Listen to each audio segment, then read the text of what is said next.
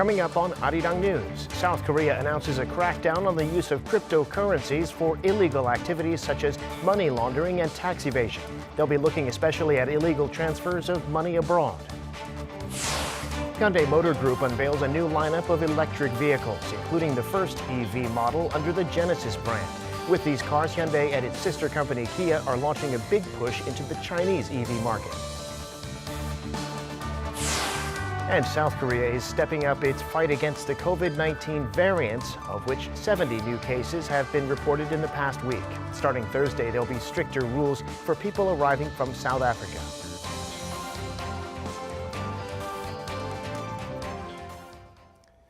It's 5 p.m. here in Seoul. Thanks for tuning in to Arirang News. I'm Devin Whiting. The cryptocurrency craze in South Korea has caught the attention of the authorities, who say some digital assets are being used for money laundering and tax evasion. Investigators will be reporting more suspicious transactions to the tax agency and will be stepping up their capabilities to trace crypto transactions. PNG reports. The South Korean government has decided to set stricter regulations on virtual assets such as Bitcoin to tackle illegal activities in cryptocurrency markets. Recently, nearly 2,500 people were charged with hiding large amounts of their assets in cryptocurrency to avoid paying taxes. After the Financial Services Commission and related ministries held a meeting to discuss this issue on Friday, the institute set new regulations to have financial companies closely monitor transactions when digital assets are sold. The Financial Intelligence Unit, the country's anti-money laundering agency, will be filing reports on suspicious transactions, and these reports will be sent to the taxation authorities as soon as possible. The police will also create new departments and supply them with more programs that can trace cryptocurrency transactions. And the Finance Ministry said it will cooperate with the Financial Supervisory Service to strengthen inspections on illegal transactions. Meanwhile, the market cap of altcoins, which are cryptocurrencies other than Bitcoin, has increased this year to more than 5 times what it was worth at the end of 2020. The altcoin index on the country's service provider Upbit topped 8,900 on Saturday, 5.2 times higher than its level on December 31st, when it recorded 1,707. Over in the U.S., the price of Bitcoin dropped over the weekend, falling as much as 19.5% after an unverified report on Twitter went viral on Saturday evening. It claimed that the U.S. Treasury Department is looking to charge several financial institutes for money laundering using cryptocurrency, citing unnamed sources. After the message went viral, Bitcoin dropped as low as $52,148 on Sunday morning, after reaching an all-time high above $64,800 on Wednesday. 배은지, Arirang News. Just a few hours ago, South Korean auto giant Hyundai Motor Group unveiled its new range of electric vehicles at one of the world's biggest auto shows. It aims to tap into the fast-growing EV market in China. The latest lineup includes the all-electric model of its flagship G80 sedan. Min Soo-kyun reports. South Korean auto giant Hyundai Motor Group on Monday unveiled a new range of electric vehicles at one of the world's largest auto shows to target China's fast-growing electric vehicle market. At the 2021 Auto Shanghai exhibition, Genesis, the luxury brand of Hyundai Motor, made its very first appearance. There, it unveiled its first ever electric model, the Genesis Electrified G80. The Genesis Electrified G80, the perfect balance between aesthetic and elegance, marks the beginning of our journey into the EV market, representing Genesis in the era of electrification. The G80 all-electric sedan can travel up to 427 kilometers on a single charge and has a solar panel roof capable of charging an average of 830 watt-hours. Hyundai Motor also presented its all-electric vehicle, the Ioniq 5, and Kia Corporation showcased its EV6.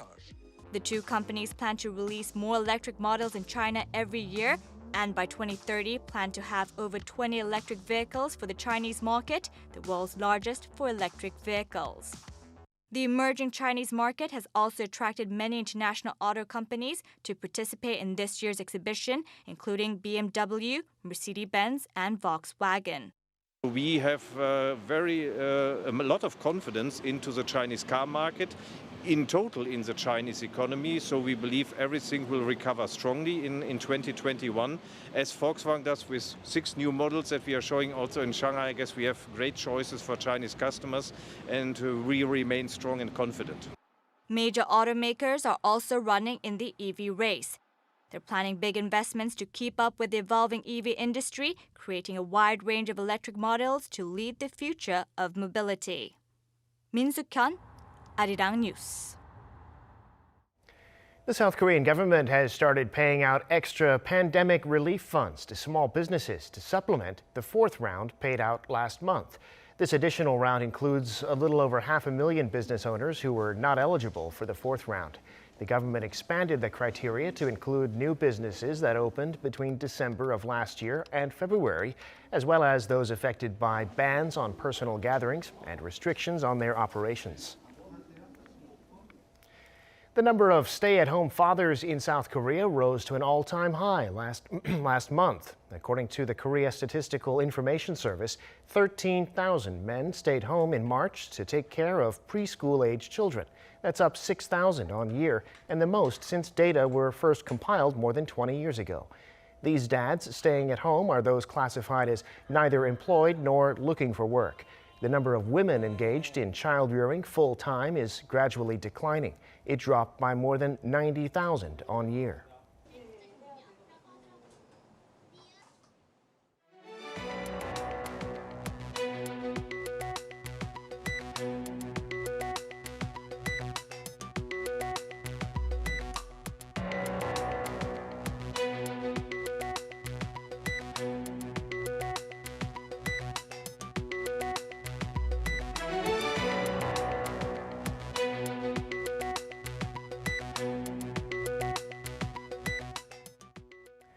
Time now for an in-depth look at the market news this afternoon, and for that I'm joined on the line by Dr. Yang Junsuk, professor of economics at the Catholic University of Korea. Sorry, Professor Yang. Good to have you back on.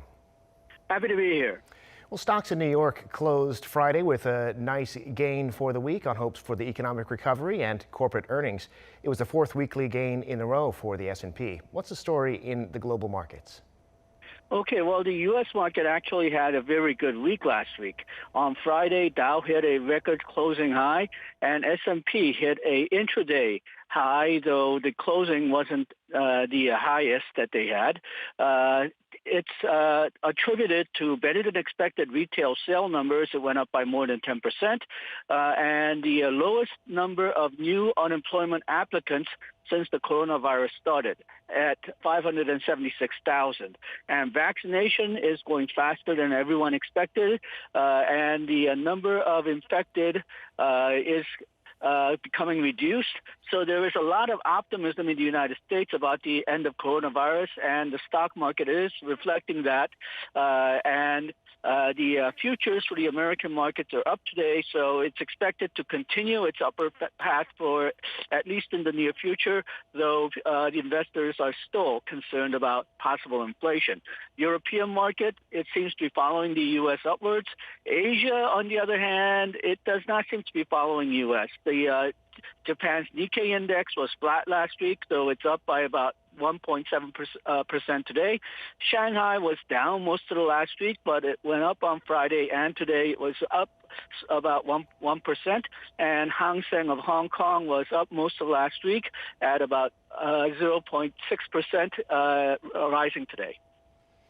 And today in Korea, the main index, the KOSPI, broke through 3,200 points, but closing just 1 point shy of that mark. Another gain on the KOSDAQ, though, holding at above 1,000 points. What's happening in the domestic markets, and what do you see ahead this week? Okay, well, both KOSPI and KOSDAQ had an interesting day. It started out very strong. Then for some reason around mid-afternoon it fell. It rose again, but it was just not able to recover the highs that they had at the early afternoon. So KOSPI broke 3,200 for most of the day, but ended today at 3,198.84. But this is very close to record high closing numbers. Foreigners and institutions sold, individuals bought.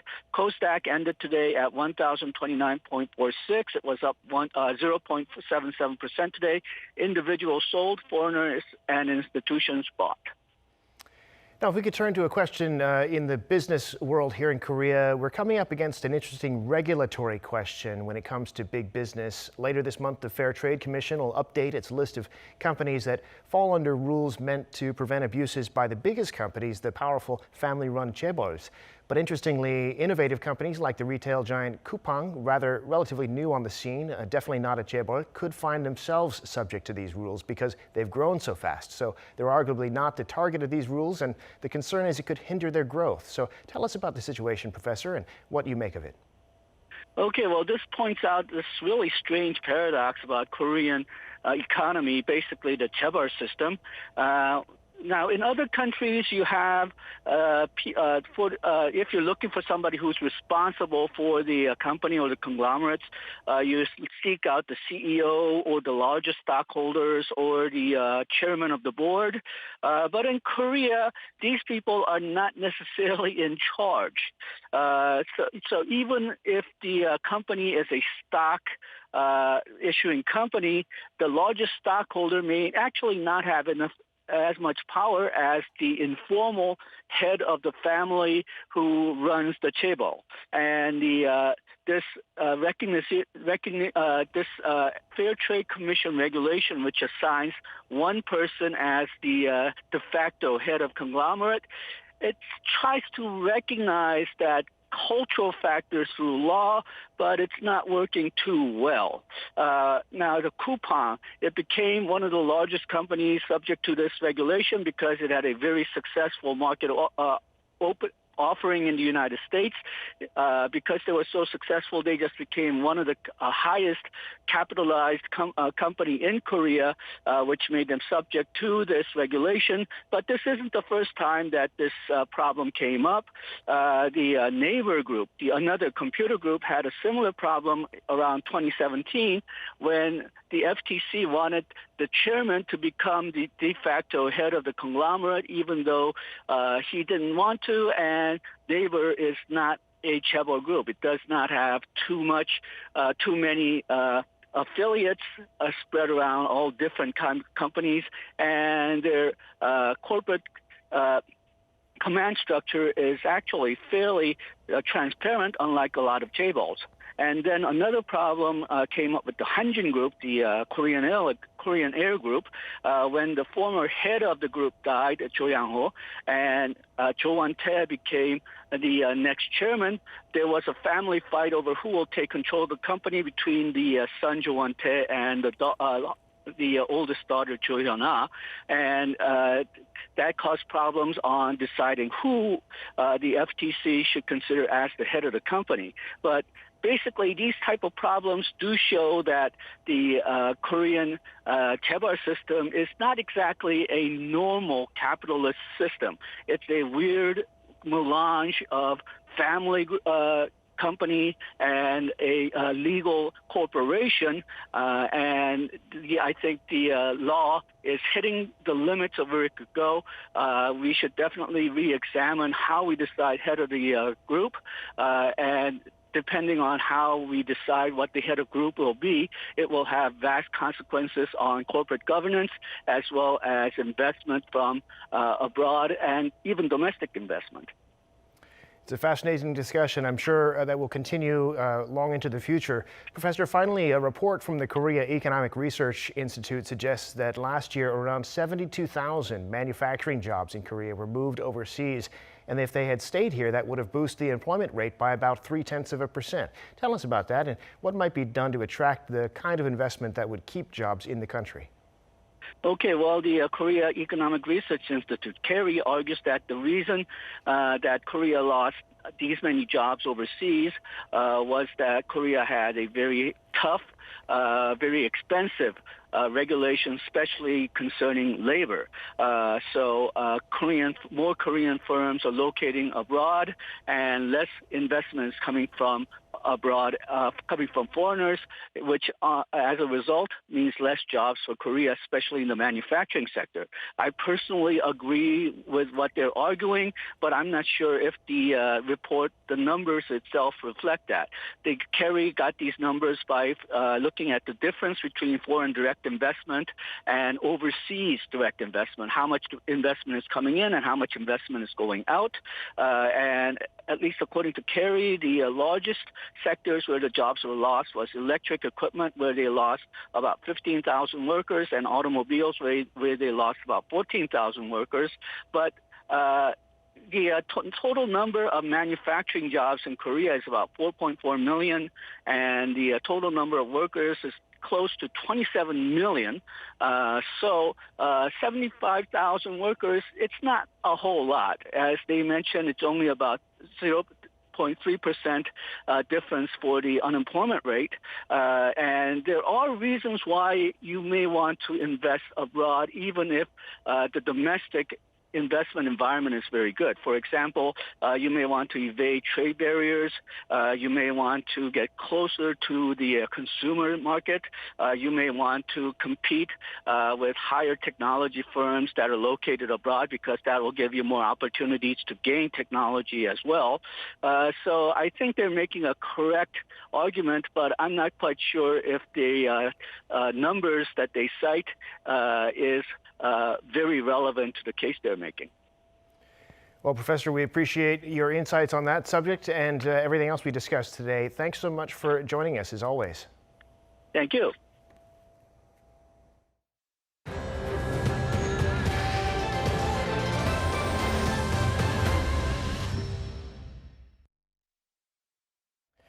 South Korea is strengthening its restrictions on people arriving from South Africa to prevent the spread of that country's COVID-19 variant. Everyone coming from South Africa will have to quarantine at government facilities for 14 days instead of at home. The nation's also facing the new threat of COVID-19 variants from India. Chae Won-jong has the details. South Korea's health authorities are strengthening prevention measures for all travelers from South Africa to try to prevent South Africa's COVID-19 variant from entering the country. Especially regarding South Africa's COVID-19 variants that reduce the effectiveness of the COVID-19 vaccine and treatments, all travelers from high-risk countries must be quarantined to stop the virus spreading, starting April 22nd.